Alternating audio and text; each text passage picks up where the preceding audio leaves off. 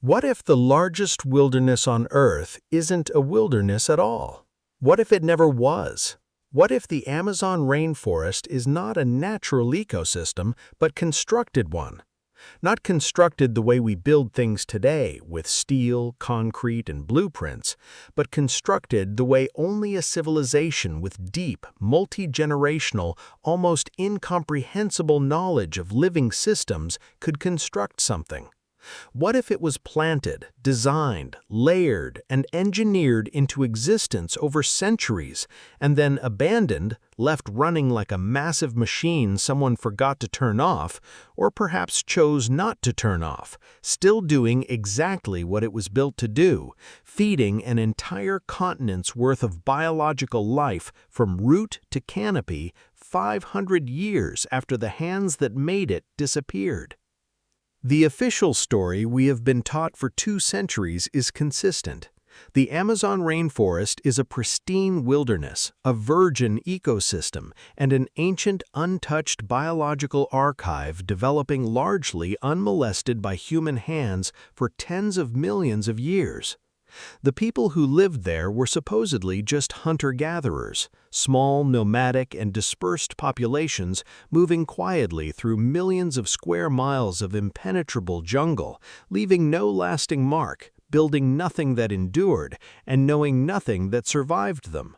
It sounds reasonable, but when you look closer at the specific, verifiable physical details, the official narrative stops adding up.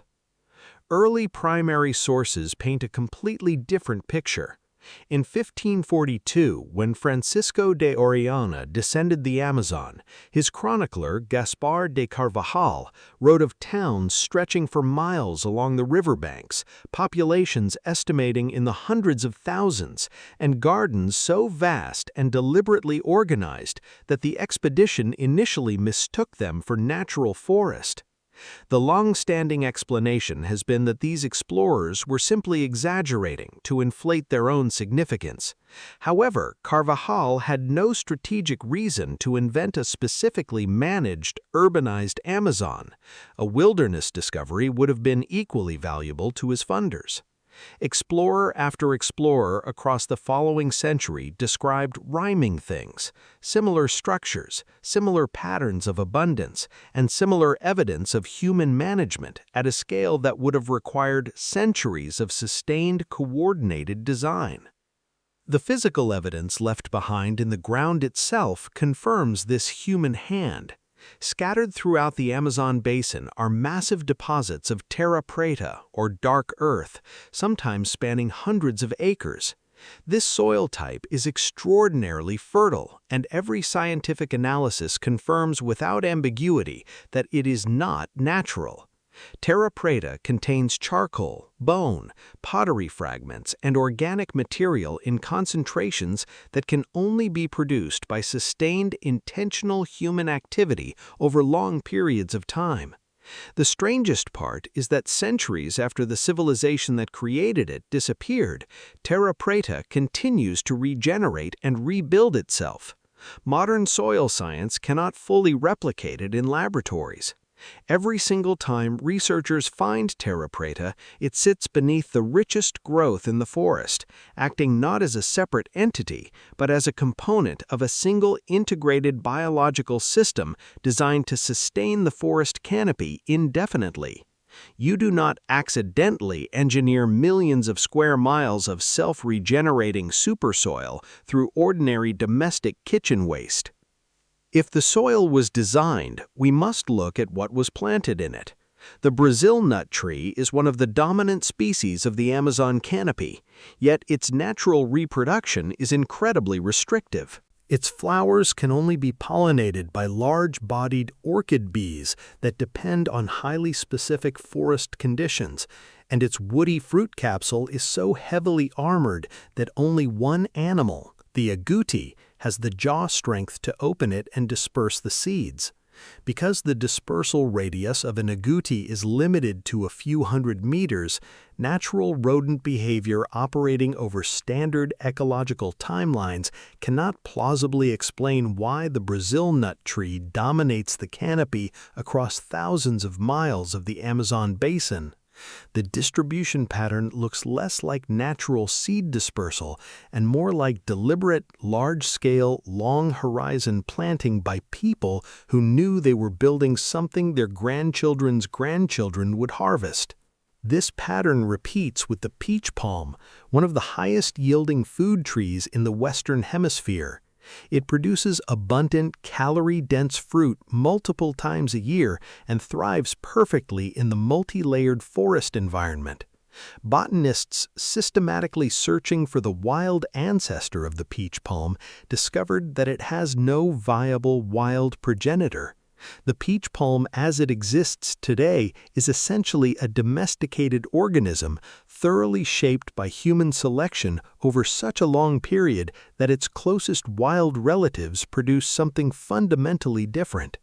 The peach palms growing in the supposedly wild Amazonian forest are feral descendants of cultivated trees. Furthermore, these clusters are not randomly distributed. They concentrate precisely where the terra preta maps, ancient settlements, and geometric earthworks align. On Marajó Island, located at the mouth of the Amazon Delta, archaeologists discovered massive earthen mounds, some 60 feet high, constructed systematically to elevate entire settlements above seasonal flood levels. Woven into the physical structures of these engineered settlements are highly sophisticated decorated ceramics. The refinement of these artifacts implies a social structure, a division of labor, a surplus economy, and a class of skilled craftspeople that the prevailing nomadic narrative completely denies. This culture appeared in the archaeological record already sophisticated, managed the complex flood cycles of the island for centuries, and then suddenly vanished, leaving their engineered infrastructure running on its own momentum. More recently, as tree cover thinned in the Brazilian state of Acre, massive geometric earthworks known as geoglyphs emerged. These circles, squares, and interlocking structures cover an area of nearly 5,000 square miles. Crucially, pollen records show continuous canopy cover during their construction, meaning whoever built these large enclosures did not clear the land. They were building within a managed tree system, maintaining the canopy above while constructing precise geometric networks below. This was a civilization that lived not in opposition to the biological world, but woven through it seamlessly. In the span of roughly 150 years between the 16th and 18th centuries, this vast and complex civilization vanished from the records. What followed was a total, confident, institutionally enforced erasure across multiple nations and disciplines, asserting that the Amazon had always been an empty, primordial wilderness. This raises a massive coordination problem. To produce such a consensus requires the simultaneous discrediting of primary sources, the reclassification of managed abundance as natural landscape, and a shared institutional need to view the Amazon not as a technology with living inheritors, but as an inert, ownable, and extractable wilderness.